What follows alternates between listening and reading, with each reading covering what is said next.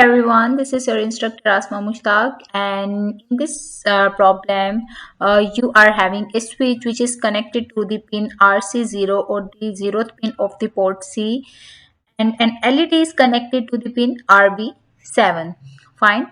Now the problem is you have to write a program to get a status of this switch, and you need to send it to LED. So whatever the value of the voltages will be across this switch, these voltages should be forwarded to the LED.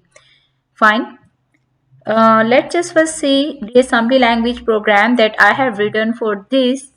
And here you can simply see that I have made the zeroth pin of the port C as an